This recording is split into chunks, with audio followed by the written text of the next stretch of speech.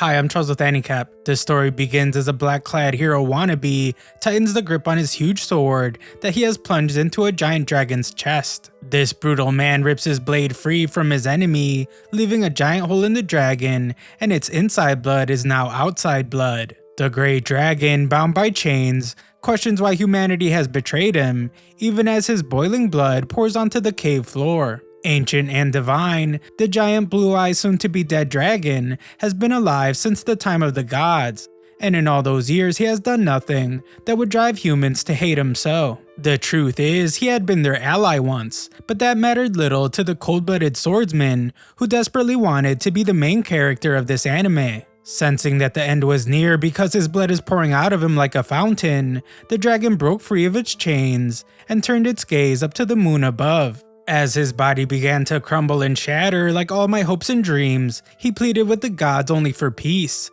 and eternal rest for his ancient soul. Yet it seemed fate had something else in store for our boy. From the darkness came a light, and the dragon opened his eyes and found himself staring up at a hideous couple. They welcomed him to the world because this was his new mother and father. Apparently, it's not normal for babies to open their eyes at such a young age because they wondered if he was gifted in some special way, or maybe he was a possessed demon baby. His grandmother was also ecstatic and already dreaming about how he was going to grow up to be a doctor. From that day on, his name would be Dolan, the perfect bland name to match his bland sense of fashion. Dolan, not to be mistaken for a Target employee with his red vest, watched the sun as it set over the humble village he called home. As his obviously desperate friend Ari came running up the hill to call him home for supper, Dolan smiled. His new life was a peaceful one after all, and he no longer had to worry about heroes putting holes in his chest. This tranquil village of Varen lies far to the north, near the very edges of the kingdom's border. There isn't much to do there besides farming, so this would be a nightmare for anyone that doesn't want to milk cows all day. However, this suits Dolan's desire for a peaceful life just fine. At just 16 years old, Dolan is already considered an adult in his village and lives on his own. Every day he wakes up early with the sunrise to tend the fields and work the land. And every day he eats a humble meal in his humble home, like the humble protagonist he is. One day while fishing with his older and somehow more forgettable brother, the two talk about Dolan's upcoming expedition to the nearby swamp. Dylan is concerned and questions why Dolan doesn't just leave this job to the guards. Dolan points out that the local garrison has enough on their plate protecting the village and someone needs to find out what's going on. Dolan explains that it's been nearly a month now since anyone has heard from the lizard people that live in the swamp. The lizards would occasionally visit the village to trade for crickets or whatever lizards like, but now no one knows why they have suddenly disappeared without a trace. Like any good older brother, Dylan is still worried, and he offers to join his little bro on this trip. Dolan says that he's been making massive gains in the gym, and reassures his brother, who has way too similar of a name, that everything will be fine. He's a big boy now, and he wants to do his part for his village. Dylan then has the most exciting part of his boring life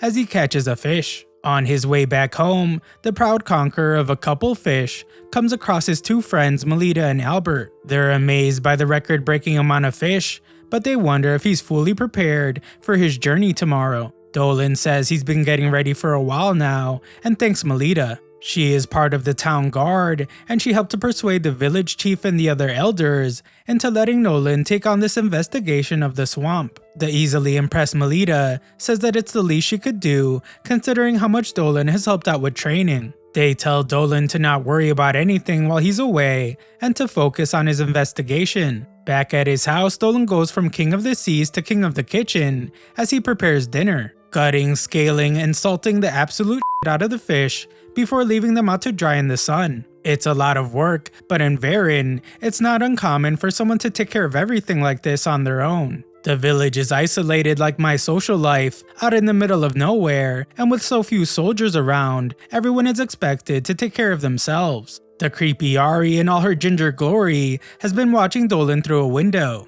She's there to remind Dolan of his magic practice, but he wonders if she came all this way just for him. Moments later, after an incantation that's too cheesy for me to repeat, Dolan unleashes a bolt of pure magical energy from his hand and cleanly cuts through a training dummy. His grandmother / magical instructor expresses her satisfaction with his perfect control over offensive magic. However, the old bag of bones won't let him out of his training that easily. Next up, she has a great deal of medicinal magic for him to practice, something Dolan struggles with. Later, Dolan is met by an even older and more decrepit character. It's the village chief, who has someone he'd like Dolan to meet. It's a girl named Christina. Apparently, she's a noble who will be staying at the village for a few days, but with her white hair and red eyes, she's looking more like some real waifu material. Dolan fights the urge to start a harem, as the old guy tells him to be on his best behavior, and the two formally introduce themselves. As their hands touch,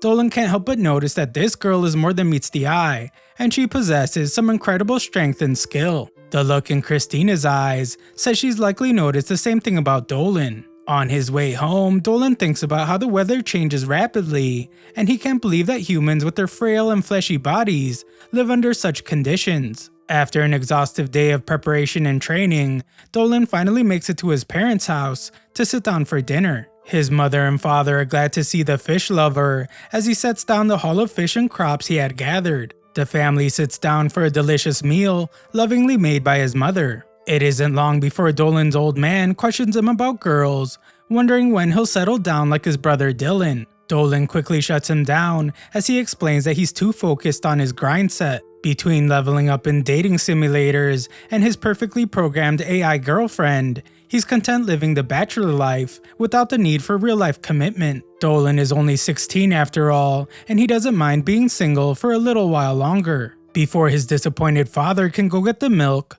the conversation shifts to the swamp and Dolan's journey. His parents are naturally concerned about him ending up at the bottom of the swamp, but with a little reassurance, they both seem convinced that their son will be alright. Dolan's father lets him know that as a 16-year-old adult, it's his decision to make. However, he better come home safe, or he'd make his mother worry, and she might start drinking again. Dolan tells them not to fret, he'll be back, and he'll even have a great swamp story to tell. The day eventually arrives, and all the village nobodies have gathered at the gates to see Dolan off. Mr. Clean's evil twin named Captain Ballin and Melita of the Guard wish him a safe journey. However, the captain can't help but feel as if it's his duty to safely escort Dolan on his perilous journey. Melita cuts off Captain Clean before he has a chance to do anything rash. She reminds the captain that he's needed in the village to guard against bandits and to get the tough stains out of the guild floor. Just then, a potential prospect for Dolan's harem,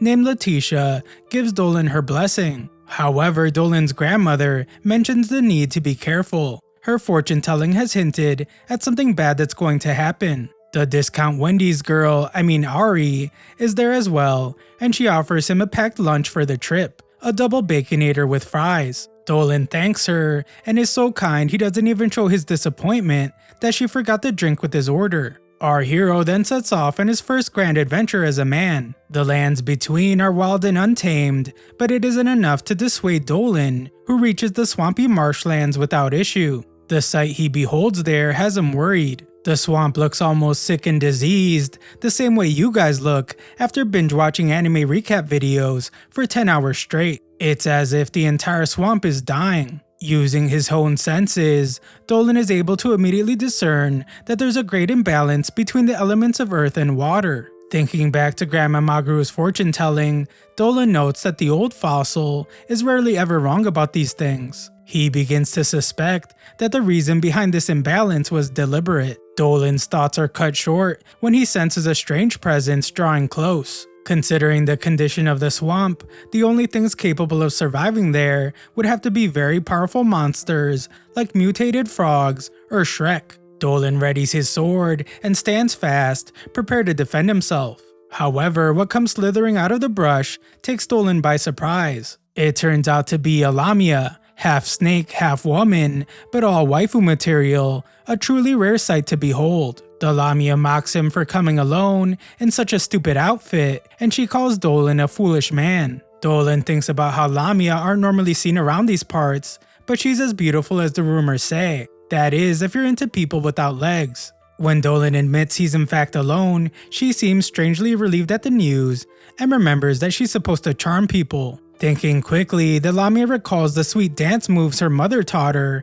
to do in situations like this, and without warning, she proceeds to pop, lock, and drop it in order to charm him. Dolan is unimpressed, and unless her intention was to make him think she was having a seizure, her embarrassing flailing about was ineffective. Looking far too pleased with her awkward dance routine, the snake woman declares that she isn't there to fight. Thankfully, this awkward situation comes to a merciful end because of the shocking arrival of a giant puke monster. The elemental monstrosity, looking like a blob of clay and vomit, attacks the Lamia. Dolan's reaction is instant, and his sword cleaves through the elemental's hand before it can harm her. Even though they just met, Dolan's already tired of her yapping. He tells her to pipe down and to hide her giant water hose of a tail. Dolan surmises that this monster is why the lizard folk have disappeared, connecting rumors of an earthquake some time ago to the current disruption of balance in the land. Unfortunately, there's no way to return the elemental back to normal now that it has been riled up into such a violent state. Dolan is determined to deal with this problem, but not alone. He turns to the Lamia and introduces himself. Taken aback, she gives him her name. It's Selena. Like all Lamia, Selena can wield magic, so Dolan asks her to join him in defeating the monster. Sadly, she can only wield earthen magic, which would be almost useless against a monster like the one they're facing. However, Selena does have an idea. Her people's unique racial ability might just be enough to slow it down. Selena is more than just a little reluctant to help this strange human she has only just met, but there is something about Dolan. Perhaps it's because he hasn't run away from her horrifying reptilian body. It's not that, it's actually because of the intensity of his resolve that she agrees to help him. This forward girl says till death do them part, but Dolan points out that that's something said at weddings. The two get into position to ambush the hulking elemental, and Dolan gives the signal to attack. Rushing out of hiding, they run headlong at the monster, who reacts by launching its super powerful and not lame at all rock attack.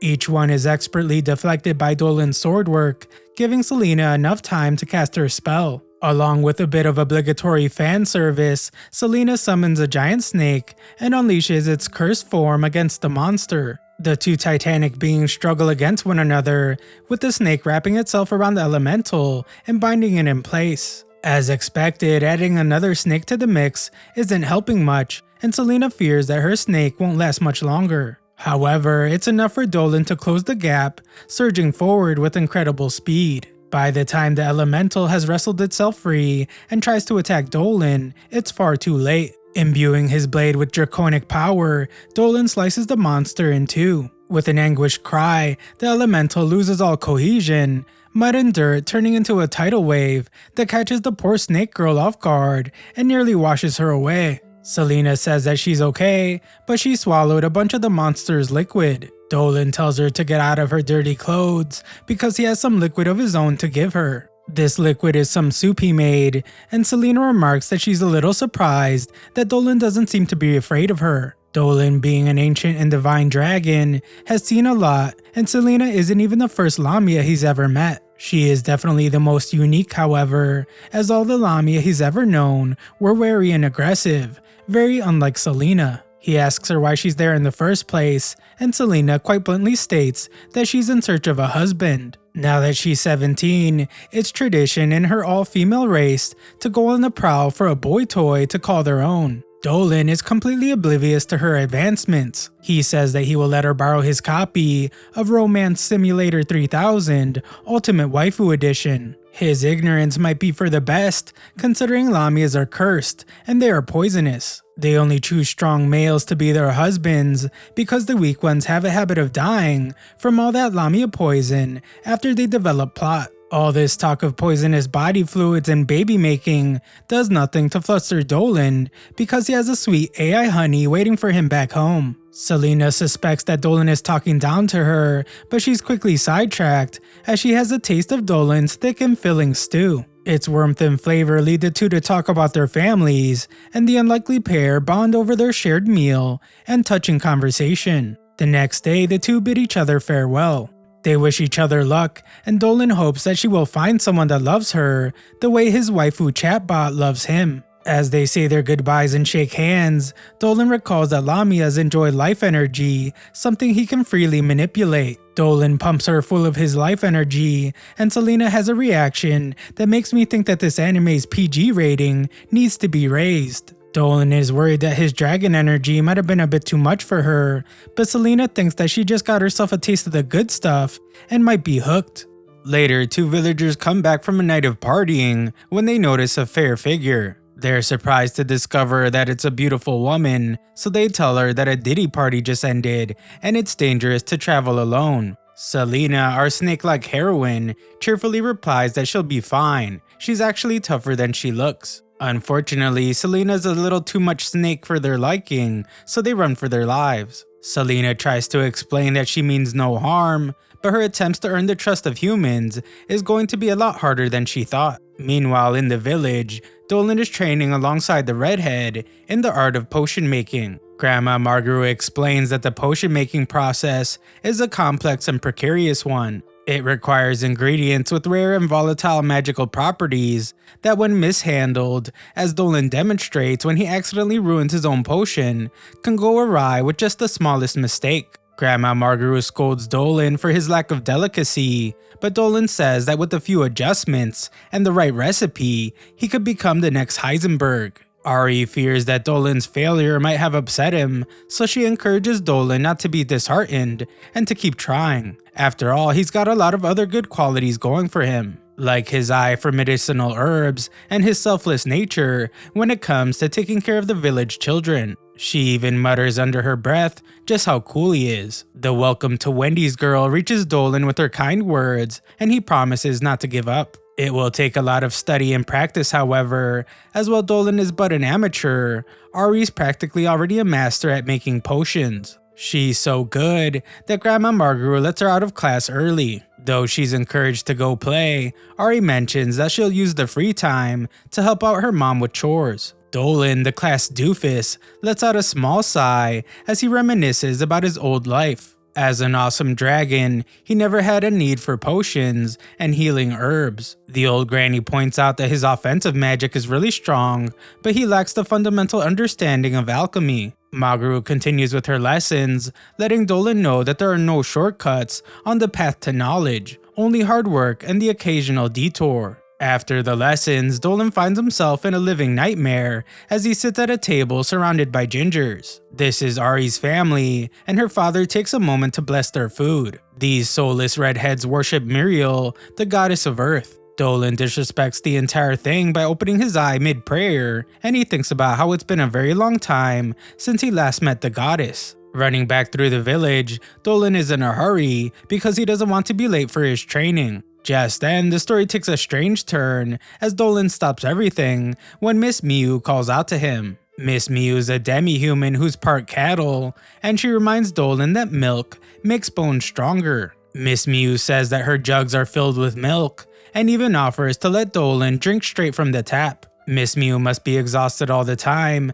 because she provides the good people of the village with fresh milk every day, and its taste is so exquisite, Dolan struggles to say no when she offers him some. Our boy Dolan tries to resist, he really does, but in the end there's just no saying no to Miss Miu and her special brew. Dolan thanks her for the meal and downs a whole mugful before running off, now just a little more late for practice. In his haste, he doesn't even notice Lady Christina, who watches him from afar. Nearby, Albert leads the local kids in their lessons with a spear. With a clap of his hands, Albert gives them a break once he notices Dolan. Instead of going to play, however, the little nerds just rush over to Big Brother Dolan, excited to show off their skills. Albert shoos the little brats away, and Dolan's attention is stolen by the nearby forest. He senses something familiar. It's the presence of a demon, but instead of warning everyone so they can ready themselves, Dolan just says it's nothing. Later that night, Dolan returns to the forest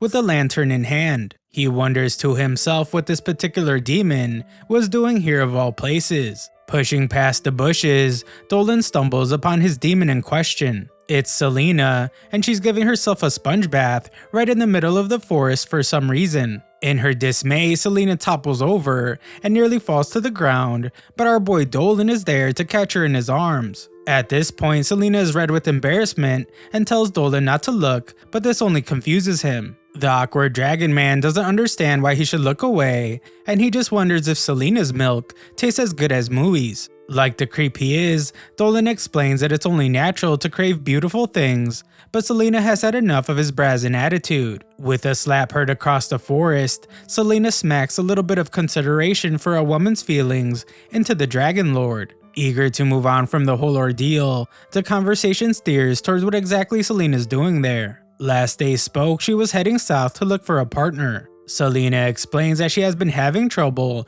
fitting in with the humans. Dolan understands and is actually quite pleased to see her again. The truth is that he missed her, and now that she's returned, he's eager to help Selena any way he can. That's when our brilliant protagonist comes up with a stupid idea. He tells Selena to come live with him so he can walk in on her taking a bath more often. Understandably, Selena's at a loss for words, and she reminds Dolan that she is a monster. She is sure that everyone will be scared of her, but Dolan explains that a bunch of hideous monsters already live in the village. Also, she has a nice personality on her, so she would have no trouble being accepted by the villagers. Selena is captivated with the idea of actually being able to befriend humans, and when Dolan says he'd be delighted to have her living with him, she seems sold on the idea. At this point, even the clueless Dolan begins to see how flirtatious this is all becoming. Just then, Selena reveals that she was actually looking for Dolan. As suspected,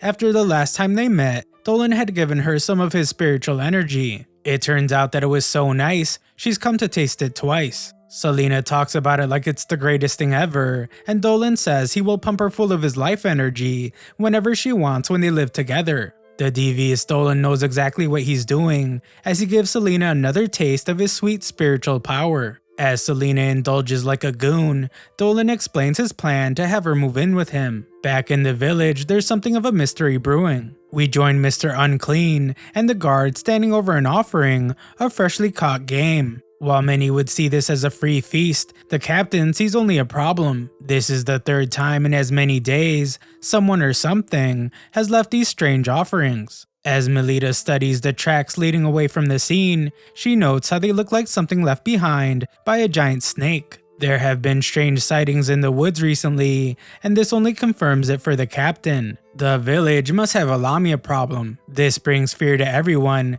as Lamia are typically powerful and dangerous monsters. The 100-year-old village chief is somehow still alive, and he has all the elders convene for an emergency meeting. In the room is Dolan's father, old lady Magaru, and even Christina. They discuss the issue, and while they all agree that the presence of such a powerful demon could only spell trouble for their village, they can't understand why it was leaving such delicious gifts day after day. Melita considers herself to be somewhat of a foodie, so she thinks about how good the fish they found had tasted. The Mr. Clean you would see in nightmares gives his lieutenant a side eye and reminds her to remain focused. To him, there's only one solution. He wants to assemble a strike force to seek out and deal with this threat before it's too late. The other elders tell him to calm down before the sweat on his shiny bald head blinds everyone in the room. Alami is no small matter. It's a powerful demon that could do serious harm to the few soldiers defending the village,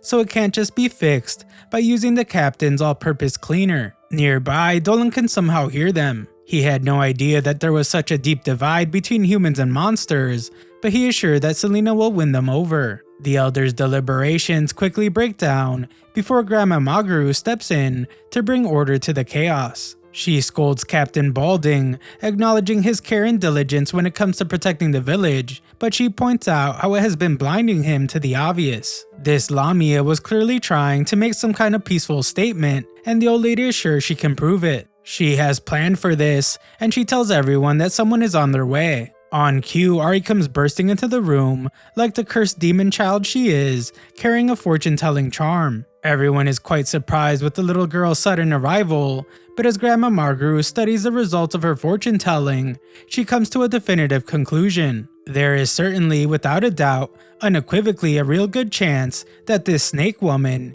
is a good omen after all. She urges patience and compassion, and for the time being, it seems the elders agree. Dolan continues to listen to all this with his main character powers while pretending to work. He overhears the granny's declaration, and he can't help but let out a little celebration. His plan is working, and now it's time for the final phase. Running back to Selena's hiding place in the forest, Dolan relays the news, and his excitement is almost palpable. Everything was coming together perfectly. Selena leaving the offerings has made the villagers a little less scared of Lamia, and it's unlikely that the elders will summon the elimination squad. With all this enthusiasm, Dolan decides that now is the time to finish their plot with a bang. As the new day begins, Captain Ballin has assembled the soldiers and breaks the news they all already know. There have been sightings of a Lamia. Ballin delivers a stirring speech to the men, inspiring them to be vigilant and reminding them of their duty to protect their village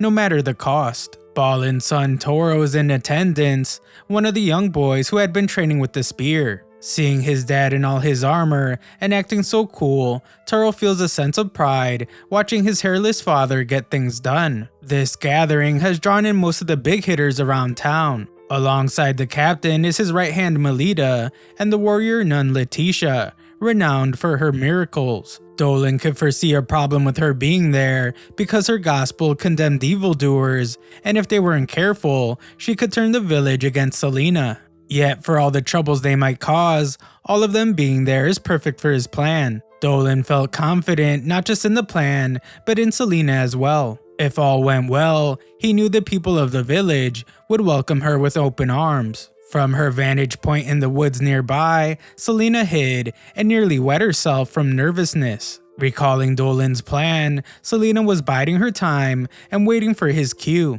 Dolan was meant to charge headlong into a pack of monsters he knew to be nearby, and it was Selena's job to swoop in at the very last minute and rescue him in front of everyone. Risky but heroic, a surefire way to earn everyone's trust. A genius plan developed by our brilliant protagonist with no possible way for things to go wrong. Just then, a guard comes running out of the woods, howling in fear because he was being chased. Ballin wastes no time in shouting orders to his guardsmen and getting them ready to face the Lamia he assumes is coming. Dolan hasn't given the signal to his friend hiding in the bushes, and Selena wonders if another Lamia has appeared. However, what emerges from the woods is no snake. A massive ferocious beast known as an armored bear lets loose a monstrous roar as it topples trees and charges into the clearing. Ballin is shocked, and he knows that his men can't handle this threat head on. He orders the retreat, but in the confusion, Toro proves to be the most useless character in this anime,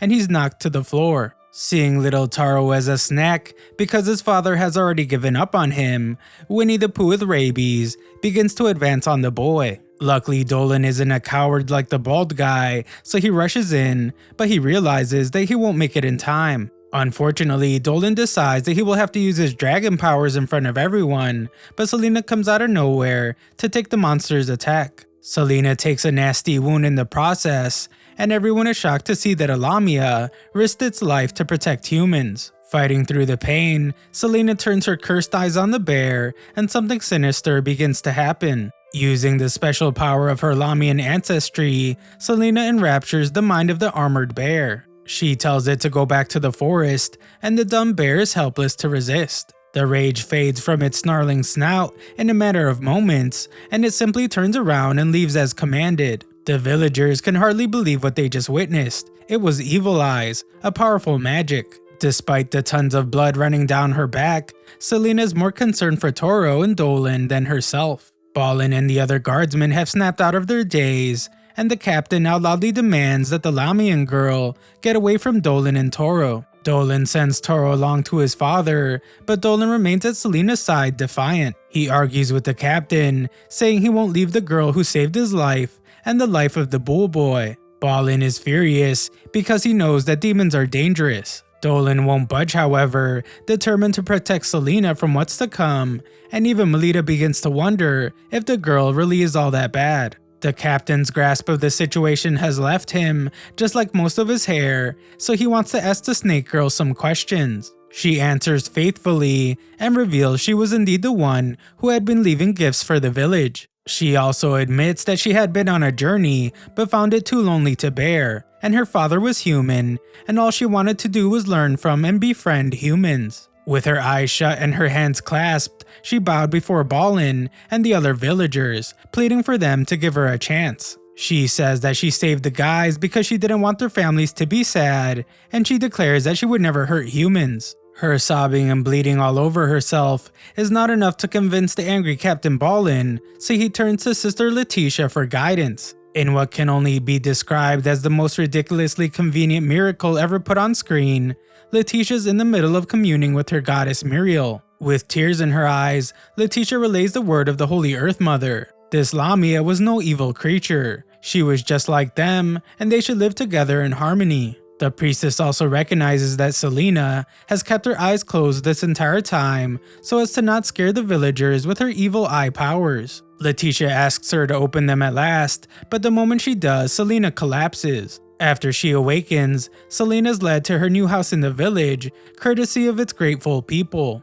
Even Balin has helped furnish the cozy place with some cushions and plushies, as a means of both an apology for doubting her and a thank you for saving his son. The cursed child from the underworld curses the whole place just by speaking, and she says that they don't really know a lot about Lamia, so as good neighbors they should get to know each other more. Dolan steps forward and offers his hand to Selena. The scene is made to look like it's a good thing that he just lied to everyone that cares about him, and the two supposed strangers pretend to meet for the first time all over again. Selena and friends then cheerfully get to know one another. Dolan thinks about what just happened, and he realizes that his good friend Muriel really did him a solid. That night, Dolan goes into his astral form that he hasn't used in eons, so he can escape his hideous human body and pay a visit to his most holy of allies. Dolan can't get away from himself fast enough, and his form takes on that of his old self, the mighty Blue Eyes Ghost Dragon. There, beyond the realm of mortals,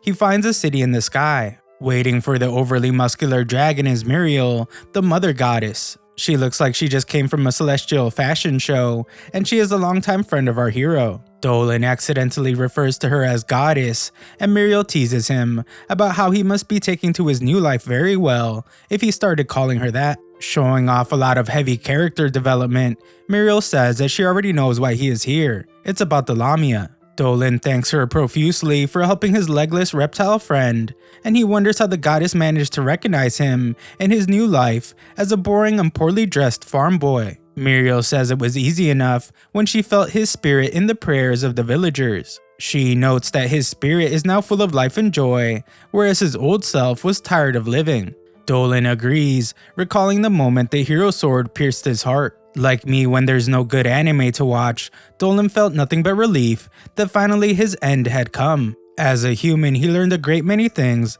about the lives of mortals, how hard their existence on the surface is, and how fleeting their time on Earth can be. It has obviously changed him, and Muriel sees that it has been for the better. She uses her wings that are attached to her rear end for some reason, and she flies up to our boy. She is glad that Dolan is happy now, and she wishes Selena to be happy as well. With a final thank you, Dolan returns to his way less muscular and cool human body, only to be suddenly jolted awake as our favorite snake girl comes barging through his front door. She's excited because today is the day Dolan promised to plant potatoes with Christina. In the bustling capital city, we see a young woman hurriedly walking the halls, clutching a letter in hand. In this place, little fairies no bigger than a hand are busy fluttering around like mosquitoes, performing all kinds of minimum wage jobs, like being doormen, sorting books, and one even delivers the letter the girl was carrying to the dean of the academy.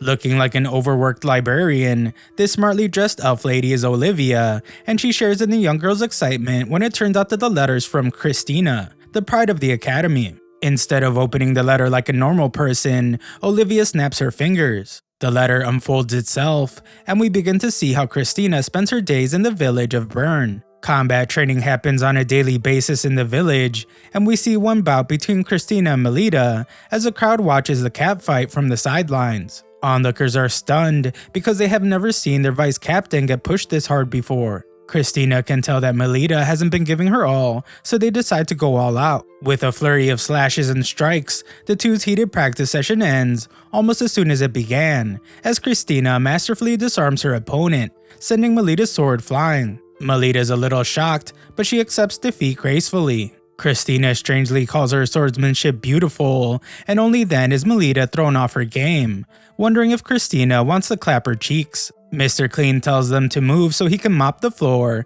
and he calls for a feast to celebrate Christina's victory. The albino is stunned by how nice everyone is being, and she can't believe how quickly they all accepted her. That night, this town turns out to be exactly what Christina's into, as the local girls point out how pretty she is. Dwayne "The Rock" Johnson makes his move on her, but the other guys warn her that Captain Ballin is a party animal. Before Christina has a chance to answer, the others chase Ballin away, and he settles for 2 other victims for the night. Something unsaid is clearly troubling Selena as she watches the guys leave to go get absolutely sloshed. Later that night, Christina watches as the 3 Stooges leave for the night. Unable to sleep, probably because she's wearing literally all of her clothes to bed, Christina comes up with the perfect idea to help her relax. Intense sword practice. Swinging her blade under the moonlight, the white-haired noblewoman comes across Dolan and Selena, strolling along like a couple of insomniacs with nothing better to do. Our favorite snake person notices right away that something is wrong, so she offers to show Christina her new home. Selena goes straight for her bed, her favorite part of the house, and invites Selena to join her. The smooth Dolan encourages her to do so, but warns that while the bed might be nice for Lamias, it might not suit a human so well. Christina's undaunted and plops right down into the hay and cushions. It turns out that it's pretty comfortable after all. Selena says that the bed was Baldhead's idea, and Christina's surprised. Being quite the chatterbox, Selena explains that the cow woman is actually Ballin's wife. Everyone loves her huge jugs of milk, and all the villagers even compete over who can drink the most. As the girls get to talking, it turns out that there's a lot Christina doesn't know about the people of the village. Dolan is soon pulled into the bed as well to join in on all the juicy gossiping. The 3 of them happily chat the night away, and Dolan thinks about how all those years of dating simulator practice have finally paid off. The next day, Christina joins Selena at the tavern, and they find Jeff Bezos on steroids, boasting about how much he can drink. Turns out he wasn't talking about alcohol, but his wife's milk. Ballin proves to be into some really weird stuff, as he really enjoys watching other guys drink his wife's milk, and he tells his buddies to enjoy his wife's all-you-can-drink dairy bar. Christina then explains that she has come to taste Miss Mew's world-famous milk. Mew wants her to taste her freshest batch, so she rushes off to milk herself. Evil Jeff Bezos is impressed by how much of his wife's milk Christina is able to drink, so he challenges her to a good old-fashioned drink-off. Christina eagerly accepts his challenge, but tells him not to get upset when she drains his wife's cans empty. The 2 knock back mug after mug, and everyone watches in horror as they realize how weird this all is. Soon it becomes clear that the longtime dairy champion is having trouble keeping up with Christina, and Ballin eventually collapses in defeat. Everyone then celebrates and has a good time. Just when it seemed like things couldn't get any weirder, Mio introduces her daughter Mill. Miyu's planning to launch a new product to her dairy line, and she wants the milk drinking champion to get the first taste. Mill hands over the milk, and Christina doesn't hesitate. She loves this stuff, and when she asks for seconds, Mill is positively overjoyed. As that terribly awkward scene comes to a merciful end, we return to the capital. Dean Olivia is pleased her favorite Magic Academy student is making friends, but she learns that rumors about Christina have already begun to spread. Particularly, rumors about her making friends with Alamia. Approached by the one-eyed witch Kieran,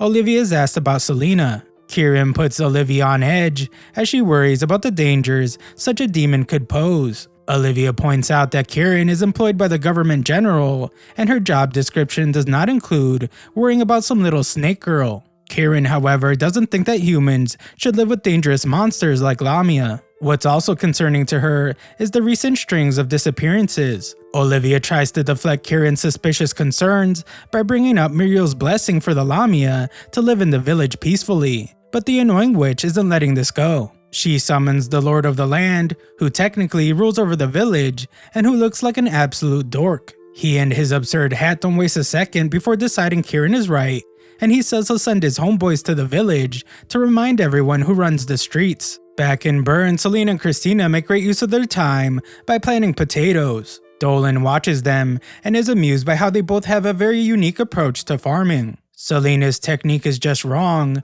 and Christina uses her brute strength like a barbarian to punch holes into the dirt. Just then, the 3 are interrupted by a commotion in the village. The Dark Lord from before is here, and so is his stupid hat. He introduces himself as Gorda, while his soldiers surround Dolan and Selena. He accuses Dolan of bringing the dangerous Lamia into their sacred land, but the priestess Parima comes to their defense, reminding Gorda of the goddess Muriel's blessing. Gorda says he will not dispute God's word, but he still has to make sure that the Lamia isn't a threat, which sounds like he's actually disputing their God's word. Dolan thinks about how the royals didn't send the Lamia elimination squad, so he wonders what they're really after. The Dweeb Lord demands Selena to join him in the capital city so they can determine whether or not she's a problem. Of course, Dolan the hero insists he come along, seeing as he was the one responsible for her joining the village. The Lord determines that it would make things easier for them as well, so he allows Dolan to come along. As the two are taken away, Christina isn't happy about any of it,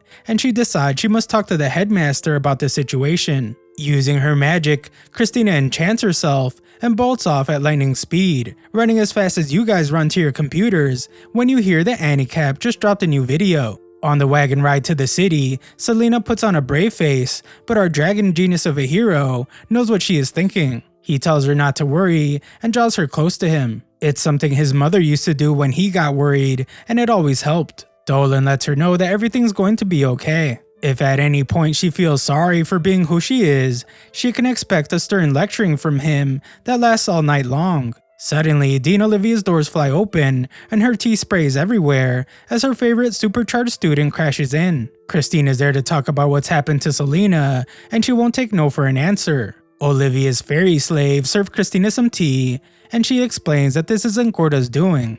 It's the witch Kieran. Kieran is a higher up, and she suspects that Selena is involved in the recent disappearances. Christina defends her, and Olivia agrees that the scaly snake girl could not be involved. Unfortunately, if Kieran decides to put the blame on her, then there's nothing anyone can do. Christina is horrified to hear this, and we get a glimpse of the evil witch. She's obviously up to something, and we see that the soldiers escorting Dolan and Selena are planning something sinister as well.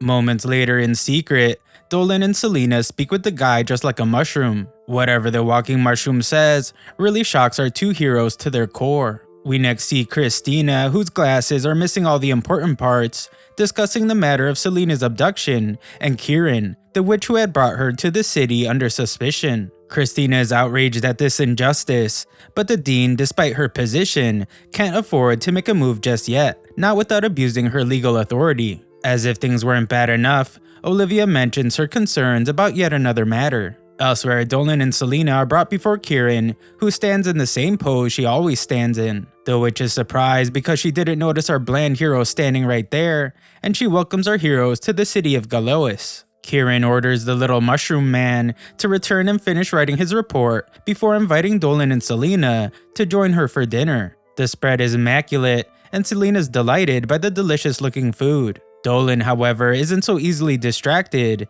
and gets straight to the point. Kieran surprises them when she says that the paperwork regarding Selena's stay in the village will be done first thing in the morning, but for now they should all enjoy the meal. The witch's courtesy goes a long way in calming Selena's fears because she thought that she was going to be killed for being a snake person. Kieran assures her that while she may have suspected Selena of manipulating the villagers with her evil eyes ability, now that they've met, she can't possibly imagine Selena doing something so wicked. She assures the duo that there's nothing to worry about, but the ominous music in the background would beg to differ. Back at the dean's office, we discover that the mushroom has arrived and his own ominous music plays in the background. Christina's alarmed at his sudden appearance, but the governor calmly strides in and informs her that he must speak with the dean at once. Returning to the dinner, Kieran asks if they're enjoying the wine, and it seems to be hitting the spot. Dolan's getting pretty buzzed, but it feels kinda strange, and the witch admires Selena's beauty. Her golden hair, her bright blue eyes, her shimmering scales, she's really quite unique. Kieran finally reveals her other eye, along with her evil intentions, as she declares that she can't wait to eat every last piece of the lamia. It turns out that Kieran used the same horse tranquilizer Diddy used to spike people's drinks, and our two heroes fall unconscious. Back at the library, the governor is hesitant to reveal something, but he decides that it's time to break the NDA that Kieran made him sign. He starts by bringing up the rash of recent disappearances plaguing the city. It seems that many young women have up and vanished without a trace. Christina has heard about it, and she also knows that none of them have been found to date. The rude and impatient girl then asks the Mushroom Man to tell her what any of this has to do with Selena. Gorda mentions that there's an ancient mage in the city that's said to be over 300 years old. Christina immediately assumes that it's the Dean, but she's angrily corrected. It turns out that this mage is human, but no human can possibly live that long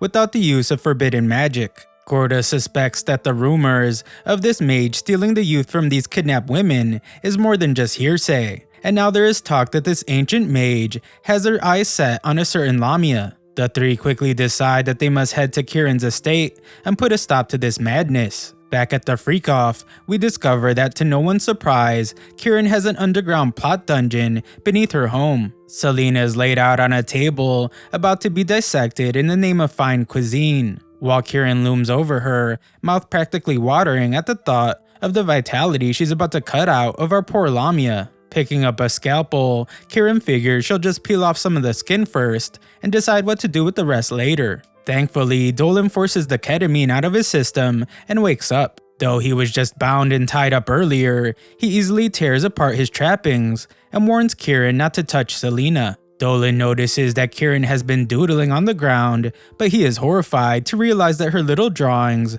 are made of blood. It seems that Kieran has been doing this for a long time now. Kieran quickly realizes that Dolan is not as human as he might appear. Dolan demands to know how many people the witch has slain, but Kieran is unapologetic as she reveals that she stopped counting after her 100th victim. She has been experimenting with life for hundreds of years, taking bits and pieces of her subjects to renew herself and retain her beauty. Her leg, her arm, even her skin, each taken from girls of all manner of races. She's been doing a pretty good job Frankensteining herself together because she doesn't look a day over 100. Kieran isn't satisfied, however, and she plans to use Selena to upgrade her beauty even more. Dolan thinks that the magic she has been using should be forbidden, but Kieran reveals that her research has been recognized by many powerful people. Dolan calls the witch an abomination, and Selena agrees. The witch is shocked because she used the best opioid she had to put them down. Dolan was one thing,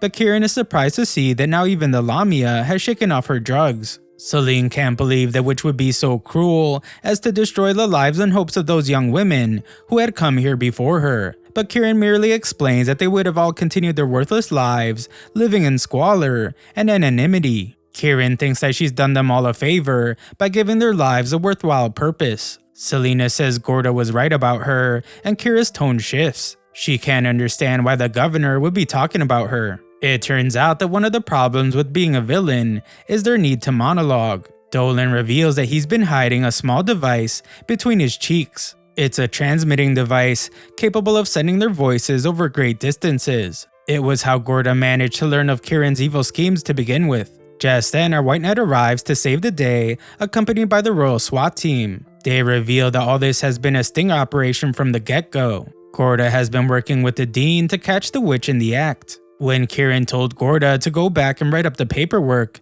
it was to falsify reports in order to frame Selena for a crime. It was also to make it seem like she had to kill Selena because she was resisting arrest. Our heroes can't understand why someone would do something so evil, but as Kieran puts it, the blessed could never understand those who are cursed. Ever since she was a child, Kieran struggled with her appearance. The witch realized that she was a hideous gargoyle, but instead of doing some self-affirmations and buying a skincare routine, she started eliminating girls to steal their beauty. Kieran had gone mad to the point that it drove her to do twisted things in the pursuit of beauty. It didn't matter if it was taking the skin of an elf, the legs from a beast girl, or the arm of an arachne.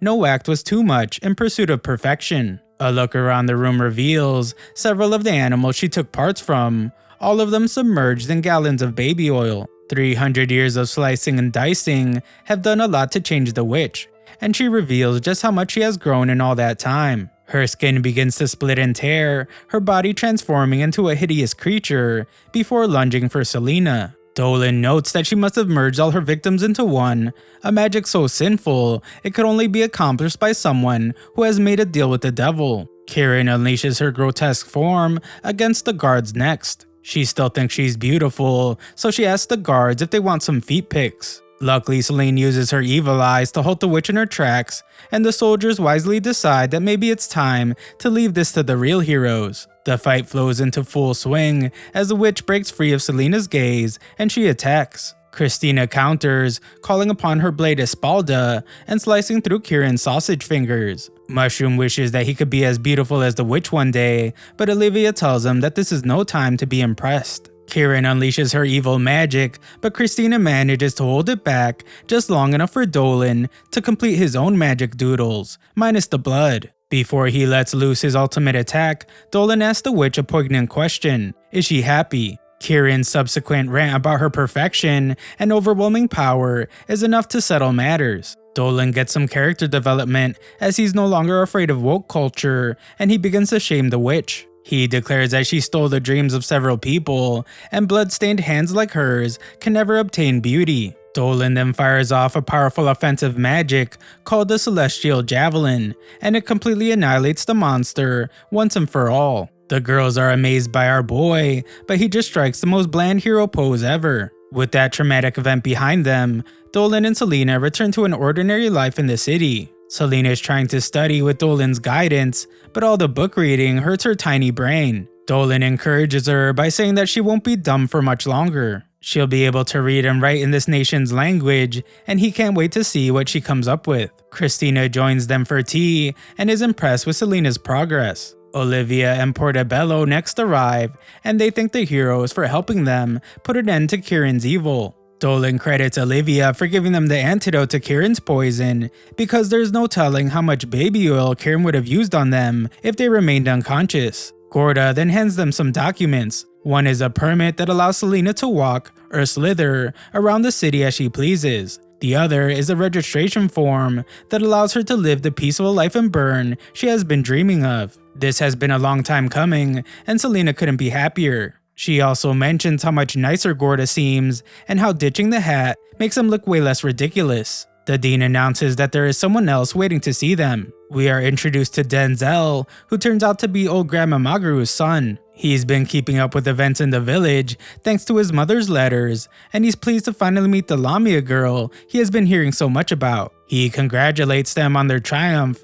and offers to take the two on a tour of Galois. This guy wanted to show off his dumb town, but it doesn't go as he planned. The people there have never seen a Lamia before, so they are terrified of her. However, Selena's very experienced with bearing her emotions. She puts on a smile and says that she wants to buy a few souvenirs before they leave. As the day reaches a close and our heroes prepare to depart, Denzel and Olivia approach Dolan with an offer to enroll him in the Magical Academy. They think that his powers are just too great to go unnoticed. If he were to learn with them, he'd be able to expand both his mind and his soul. This would aid him in defending his home and his loved ones. Dolan says that he will think about it, but Selena is clearly upset by this. As they ride off, our boy Dolan is definitely tempted. The Mushroom Man did his best to convince Dolan, but in the end Dolan knows what he wants, and a peaceful life in the village is all he needs. Christina wonders what it is about Bern that has Dolan so captivated. Dolan responds by saying that he feels like he has unfinished business in Bern that he can't abandon.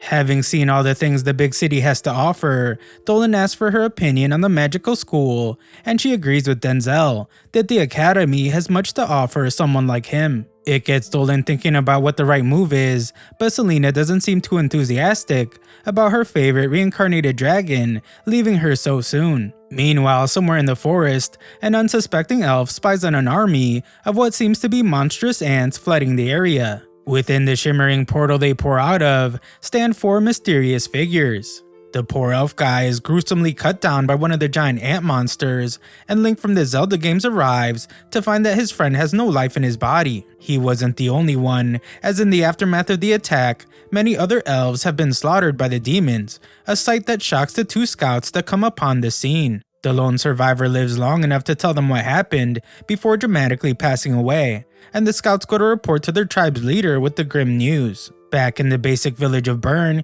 we join Christina and our hero Dolan, training the little cowboy in sword combat. With their expertise, the pair help hone the skills of the kids, and Dolan warns a girl that he will punch a hole in her face if she isn't careful. Our favorite snake person is staring at Dolan in both awe and a tinge of sadness as she recalls the invitation he received in the capital to join their academy. The thought that he might one day leave her behind has her down, but she is snapped out of her melancholy when she notices that the local kids are using her tail as a playground. Dolan watches as Selena threatens to eat them alive, and he's happy to see her getting used to life in the village. With the training concluded, Christina approaches him with a request. She wants to enter the forest to progress the plot of the story. Rumors abound of vicious beasts, and Christina's eager to test her skills against them. Dolan, in his freshest target manager uniform, is hesitant about the dangers, but Christina knows exactly the right things to say. She mentions that the local pigs haven't been able to pass through the forest ever since these beasts appeared, and if they don't help, who knows how much the village will suffer if their pigs remain unhappy. They must do what's best for the village and what's best for their future breakfast. Moments later, the whole gang rocks up to the forest to escort their soon-to-be bacon friends, including 2 nameless village guards who for sure nothing bad will happen to. With all these brave warriors among them, Dolan feels better about their chances if anything goes wrong. As if they didn't just talk about dangerous monsters being everywhere in the forest, Christina and Selena enjoy the tranquility and its fresh air. Baldskin and the guards peel off from the group, but one of the pigs refuses to be turned into pork chops. It goes rogue as it makes a dash for freedom, so a guardsman chases after it. Sadly, all of the pig's hopes and dreams are crushed as it gets chucked towards the guard, claw marks gouged into its body. The heavy-set guard finds himself face to face with a snarling sharp tiger, and the guard is too scared to waddle away. He nearly ends up being tiger food, but Captain Ballin swoops in to save the day. A single strike from his mighty hammer fells the beast, and Ballin scolds Sir Snacks-a-Lot for not sticking with the group and staying on guard. However, there is something else prowling these woods worse than tigers. The screams of their comrades brings Dolan and the girls running to a terrible scene. Ballin is down and injured, while some grotesque demon looms over him, ready to end things. It attacks, but Dolan quickly dispatches it with a volt of energy. He recognizes what this monster is, a low-level demon from the demon realm known as a Zelt. They're strong and agile, which means that they're no joke. Christine is curious as to how Dolan knows so much, but the demon recovers ready for round 2. Dolan says he'll hold its attention so she can strike it down. With another corny incantation, Dolan releases a blast of energy that stuns the demon, and Christina comes in to give its head a vacation from the rest of its body. The monster is defeated, but strangely, Dolan asks that this demon's true identity be kept a secret from the others. That night, the elder, with eyebrows so heavy he can't even open his eyes, assembles the town leaders to discuss what has transpired, and everyone is concerned about Ballin. The tiger was bad enough, but now this new unknown threat has them all on edge. If it was strong enough to beat their Vin Diesel lookalike of a captain, then Burn is in real danger. The elder's side piece, Grandma Magru, arrives and reports that Ballin will be fine. She does have bad news though. Ballin will never grow his hair back. Also, whatever cut Ballin is no ordinary creature. Dolan asks her what she thinks is going on in the forest, but the old bag's response is simply that this is what happens in life on the frontier. Weird, horrible stuff happens, and it's best to let nature run its course. Dolan isn't pleased with her plot-stopping answer, and asks that he be allowed to go investigate the forest immediately. Margaru's got a bingo tournament to go to, so she just agrees, but not without making sure he has backup first. Both the knight and the Lamia volunteer, but the chief nearly breaks his spine getting up. He is horrified by the idea of Christina putting herself in so much danger, especially after he promised to guarantee her safety to Gorda and the academy. That leaves best girl Selena, whose magic will certainly be useful if trouble arises. The heroic Dolan is against it at first, but Selena wins a staring contest against him, and he is convinced of her skills. The pair travel together for a while, and Selena is delighted to be alone with our favorite dragon boy, but she's determined to prove that she can be useful to him in the village. As they reach the edge of the forest, they notice something stirring in the shadows, and Christina strangely pops out from behind a tree like a creep. Christina seems to have never lied in her entire life because she is terrible at it, as she tells Dolan that she was just looking for a Wi-Fi signal. Dolan can tell that she was just trying to come with them, and he's disappointed with her decision to go against the chief's wishes. Christina points out that she just wants to help the people of the village, who she has come to care a great deal about, and Selena agrees, feeling the exact same way.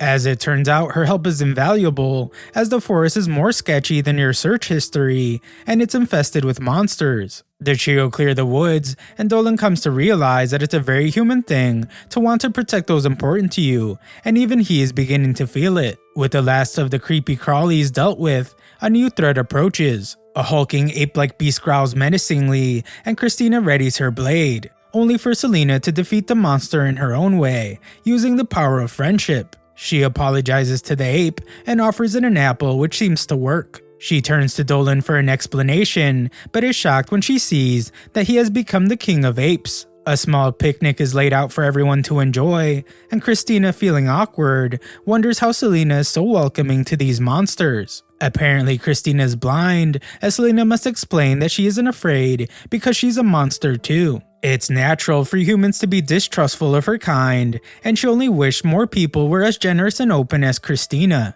To help Christina get over her fear, Dolan the Monkey Whisperer sends over one of his minions. The infant makes his way over to her, and Christina manages to overcome her biases and finds that they're not so bad after all. In fact, they're kind of adorable. It turns out that these monsters were just hungry after being driven out of their feeding grounds. Dolan is convinced that something is very wrong with these woods, but first comes food. Miss Mui has gifted them a jar of her jam, and I don't even want to know what part of her went into the recipe. Regardless, it goes perfect with Dolan's homemade Lunchables. Christina marvels at the spread and takes a bite, much to the other two's fascination. Selena says it's cute just watching her eat, and Dolan agrees. There's definitely something elegant about the night, as if she were just pulled straight out of an old painting. Christina isn't interested in being the meat to their sandwich, but Selena is just desperate to know the secret to her grace, saying that learning it will definitely help her in her quest to find a husband. Dolan, smooth as butter,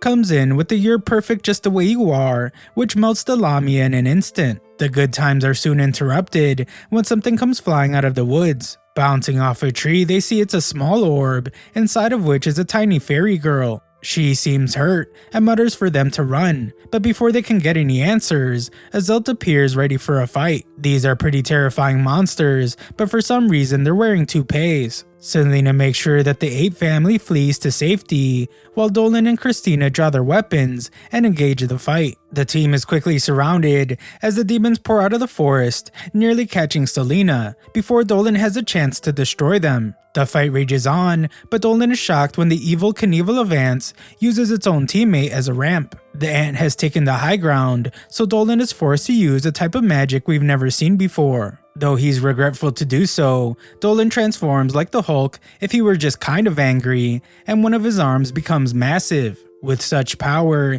he easily manages to defeat the demons. Christina too has mopped up her half, but one sneaks up on her from behind. Thankfully, Selena is there, and she uses the power of her annoying voice to summon her snake. With the danger dealt with, the heroes now have a chance to speak with the fairy. She introduces herself as Maul and reveals she had been attacked by those demons out of nowhere, and she's glad for their help. Dolan knows that these Zelts are just the lowly foot soldiers of the demon world, and their appearance could only mean something far deadlier is bound to appear in their wake. Christina hopes to get some answers from the overgrown mosquito, but before she can, the group senses that they are once again surrounded. Christina goes to draw her sword, but Dolan stops her because he can tell that whatever is looking at them is just curious. Dolan places his sword on the floor as a gesture of goodwill to the mysterious beings. Christina for some reason agrees with his decision to leave themselves completely vulnerable, and soon they discover who it is. It's the woodland elves,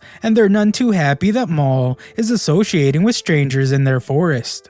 Unsurprisingly, Legolas and his buddies don't take kindly to outsiders in their forest, but when Fairy Maul tells them what they did for her, his tone changes a little. Meanwhile, Selena tries to look as intimidating as possible with her eyes closed. She uses her brilliant deduction skills and determines that this must be the elven forest. Dolan tells the girls that things will be okay because the elves aren't there to fight, but he still tells them to get behind him just in case. The leader of the elves shocks the trio when he bows his head and expresses his gratitude for helping. This guy then goes right back to reminding them that they don't belong in the forest, and he demands to know why they're there. Dolan reveals what's been going on and explains that they've been searching for answers. He even apologizes for barging into their forest unannounced, but the fact remains that the elves want them to leave because it's really dangerous. When Dolan mentions the demons, their leader Geo tenses up. The monsters have invaded his home, and the elves have been fighting for their lives ever since the demon army showed up. He ends the conversation abruptly and turns to leave, but Christina snaps and rushes over. She wants to know what he's doing about the situation. She wants to know if there's enough of them to fight this threat, and if news of the demon army has been sent to the rest of the world. She gets a little handsy in her excitement and is nearly filled full of arrows for her trouble, but Dolan and Selena pull her back to her senses. She apologizes for going overboard, but she knows that the elves must be in danger. Fighting just one of those demons was a challenge, so for the forest to be full of them, the elves must be in terrible trouble. They quickly realize that if they work together, they have a better chance of saving their forest. Hearing this, the elves realize that they're dealing with some stand-up people, and this Dolan guy can't be that bad if he's managed to get these feisty girls in his harem. Maul explains to everyone that not only are they friendly, but they managed to beat back the demons as well. Dolan wasn't sure about the little fairy at first, but now he's grateful to have her tiny but powerful personality on his side. Given what he now knows, he understands that there must indeed be a demon gate somewhere in this forest. If it's open and spewing out demons, then someone is controlling it and the Zelts. He must close it before it opens fully,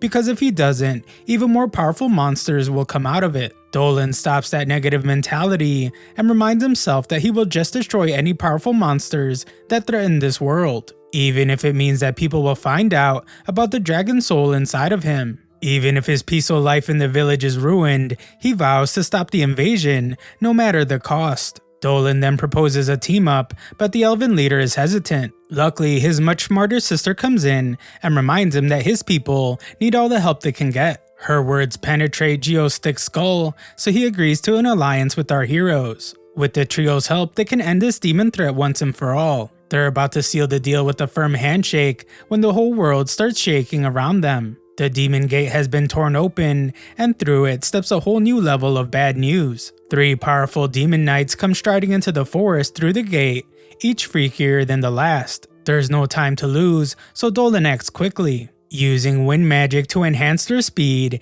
he and the others race towards the elf village, desperate to close the gate before all is lost. No demon invasion would be complete without a demon lolly, and this one is no different. The lolly's excited to wreak havoc in this new world, but the other 2, being a lot less adorable, remind her that they're the tip of the spear. As the head of the invasion, it's their job to get things ready for their master and retrieve something important from the forest. They wonder where their 4th member is, but the big red one called George can't wait. He wants to play a game. He knows that the elves are nearby and challenges the others to see who can find them first. Jern, the big metal toaster looking one, says he's not interested in such insects, but that doesn't stop his partner from charging off into the woods on the hunt for some new playthings. Meanwhile, the lolly's practically drooling over the idea of slaughter and mayhem and can't wait to get started. The elves are fighting back the demon horde, struggling to keep their village safe against an unending assault of Zelts. Things only go from bad to worse when George arrives, and he proudly announces that this is war.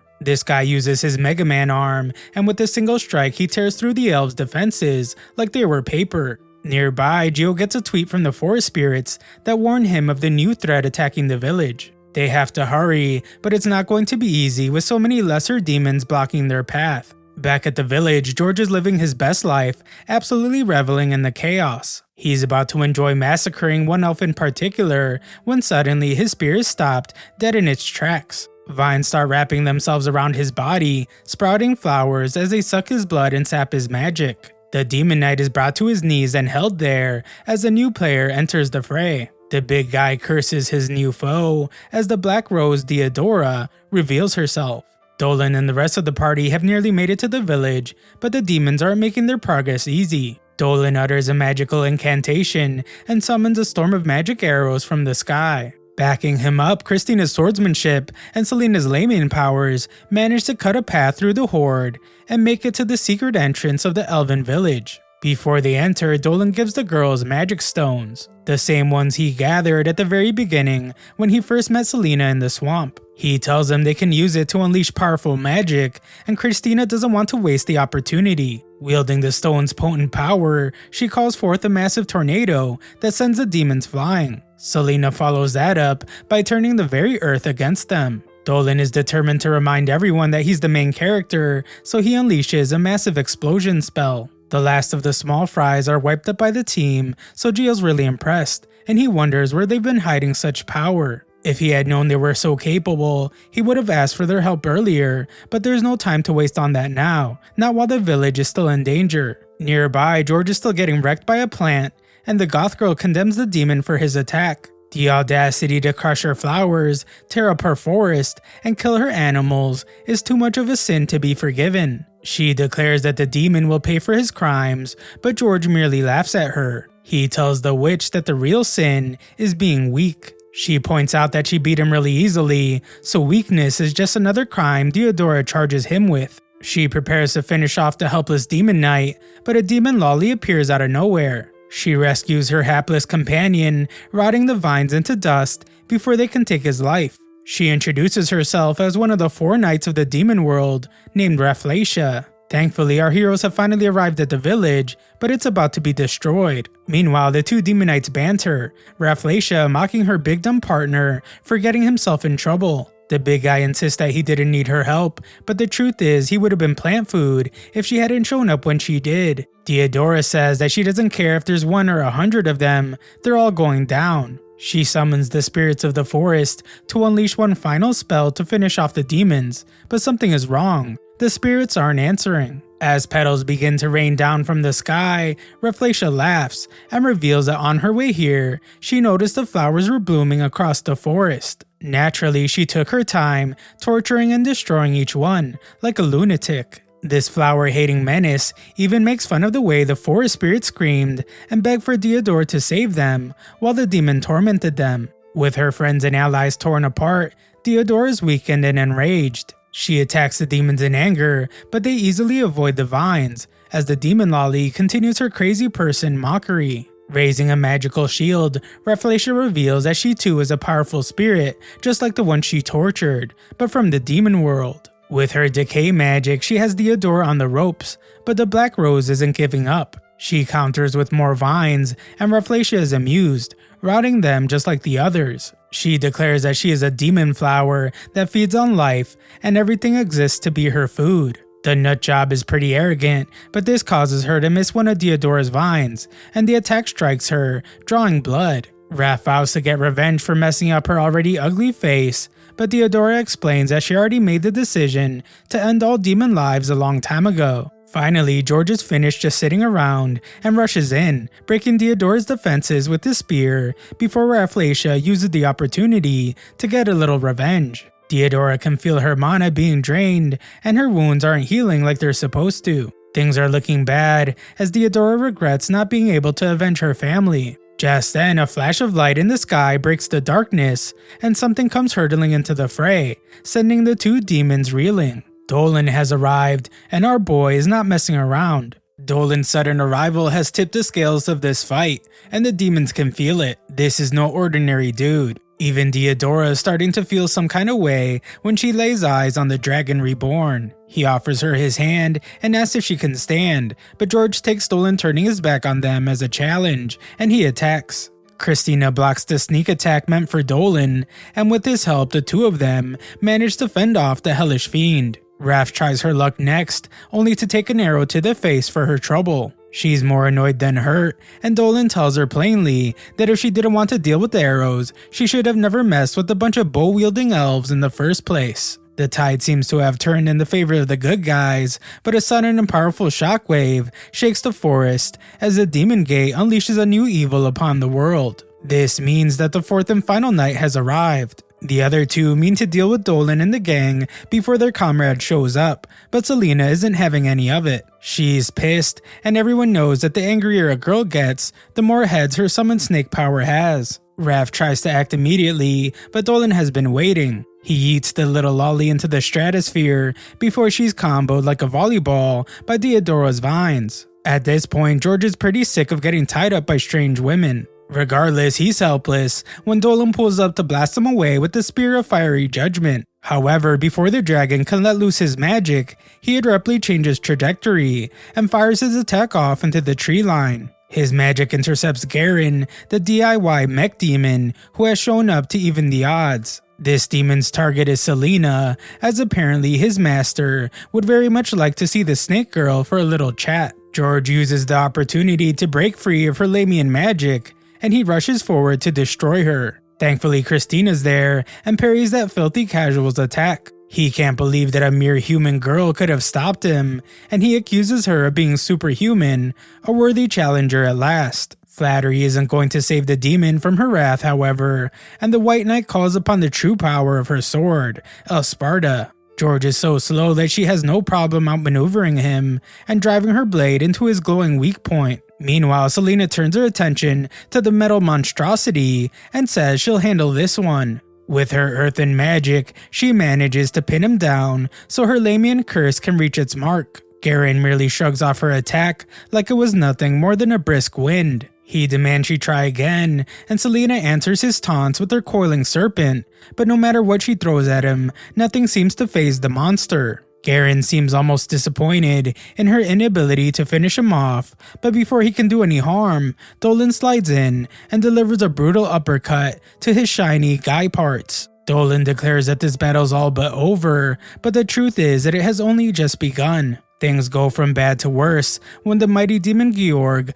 arrives on the scene with a superhero landing. At this point, the elves have managed to fight off the lesser demons, but the good news isn't enough to make Geo any less afraid. The powerful aura radiating off this new armored foe is staggering, and even the other demons seem afraid of him. Georg apologizes to Garen for the interruption, while Dolan studies the demon, coming to the conclusion that this monster isn't like the others at all. George is on another level, a being created for the thrill of battle and little else. He's impressed with Dolan, congratulating him on managing to harm his fellow demons and challenging him to a one-on-one duel to test their strength. Dolan isn't one to back down from a challenge and rushes into the fray to introduce himself to this arrogant enemy. As they cross blades, Dolan briefly uses his dragon powers, and Georg recognizes something familiar in this supposed human. While the girls are in awe of how Dolan seems to be pushing the demon back,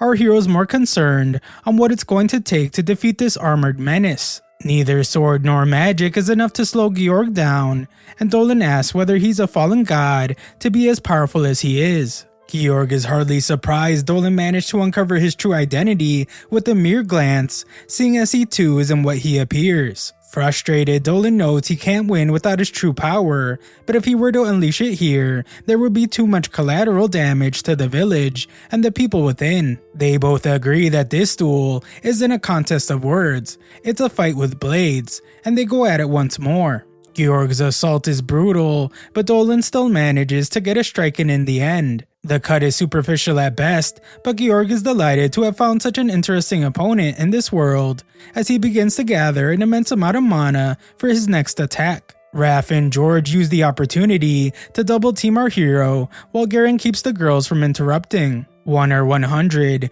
no matter the number of weaklings thrown at Dolan, it won't be enough to stop him, and he easily deals with their pesky interference. However, the distraction is enough to buy Georg the time he needed to complete his preparations. The demon's magic begins to rattle the entire forest as his power surges and pierces the heavens. The dragon Reborn doesn't bat an eye and doesn't even try to evade. Selena cries out in fear, but Dolan gives her a look that reminds her that he's the protagonist of this anime. Instead of trying to run, Dolan holds his blade up high and readies himself. With unwavering conviction, he takes Georg's attack head on and slices the ultimate attack in two, deflecting the force away harmlessly. The fallen god is thoroughly impressed with this not-so-human man. He thought this job in the mortal world was going to be dull, but his opponent has made it worth his time. Our hero has served to amuse him greatly, but Dolan isn't fighting to simply entertain. That's when Georg notices where Dolan's attention really lies,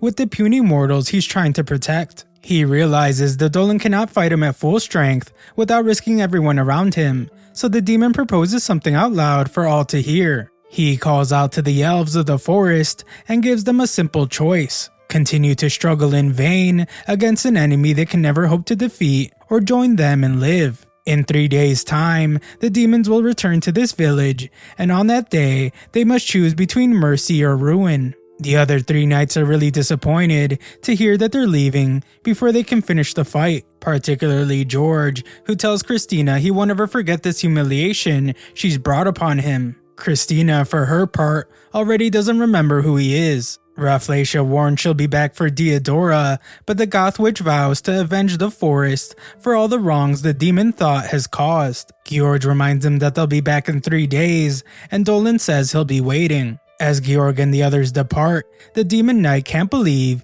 he actually went up against the dragon face to face. With the fight suddenly over, Selena throws herself into Dolan's arms, worried sick about him. That smile he gave her at the end made her think that it was all over. Thankfully, they both survived unharmed. No one seems to care, but Christine is also fine, and she has many questions for Dolan, but for now they need to speak with the elves. They follow Geo through the elven village and can't help but feel the unsettling eyes of the people who don't seem to want them there. Dolan explains that they just arrived at a bad time and they'll earn the elves' trust through their actions. They're taken to meet the leader Dio, an elderly man, smiling like he didn't just have his whole world nearly wiped out by the demons. He's accompanied by 2 other weirdos, along with Diodora, and it all feels strangely similar to the Council of Elders back in Bern. The old elf thanks the trio for their aid in fighting back the demon invasion, as well as saving Maul the fairy girl. He introduces a furry called Vlayak and Elsine, the local spider babe. Each of them is the respective chieftain of their people, and together they form the leadership that watches over the forest. Dio has heard of Dolan's inhuman capabilities, and he surprises the gang when he announces that they have agreed to ask the humans in the capital for aid. It's even more of a surprise when he calls Dean Olivia into the room. Thanks for watching my recap. Subscribe to the channel for more videos.